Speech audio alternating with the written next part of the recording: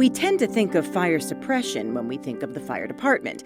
And while first responders of Las Vegas Fire and Rescue are highly skilled at putting out fires, nearly 90% of the calls these men and women respond to are medical in nature and often involve putting CPR skills into action. That's one of the reasons there is such a heavy emphasis on medical training at Las Vegas Fire and Rescue, not just in the academy. It's ongoing throughout our first responders' careers. So every 3 months, our crews are renewing and refining their skills, their advanced life skills, versus once every 2 years. So because it's really important to keep these skills up to date, CPR is very, very important.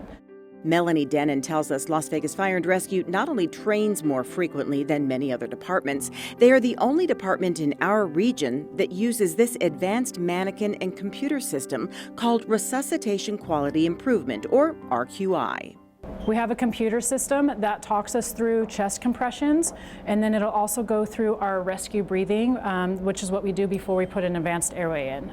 Denon demonstrates how it actually assesses, analyzes, and grades those learning or sharpening their skills as they go through the motions. She starts with chest compressions on the adult mannequin. The computer guides by letting the person in training know when they are doing things correctly or corrects any missteps. You're doing well. Great. Thank you. You can stop now. The RQI is also capable of doing the same assessment when it comes to performing CPR and rescue breathing on infants. Please give 12 breaths to the mannequin at a rate of 1 breath every 3 to 5 seconds. Just keep ventilating and follow the prompts. Great. This training on an infant is vitally important. Even if untrained, you really can't harm an adult by performing chest compressions. Not so with infants. Compress a little faster. That's right.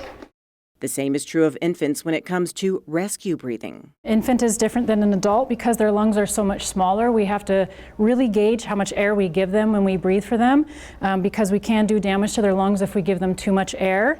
Thank you. You can stop now. Las Vegas Fire and Rescue is so adamant. We practice this multiple times a year so that we refine this skill. The frequency and high-tech tools used by Las Vegas Fire and Rescue sets them apart from many other departments. The first responders benefit since it's their goal to save lives, but it's the residents who truly benefit by having a much better chance of living safe and healthy lives because of this excellent training. And it really helps us fine-tune our skills because we don't get feedback like this when we're on scene doing CPR. And it's really important to make sure we, even though we're doing it, we need to make sure we do it correctly, and that's why we train more often and keep our skills really good.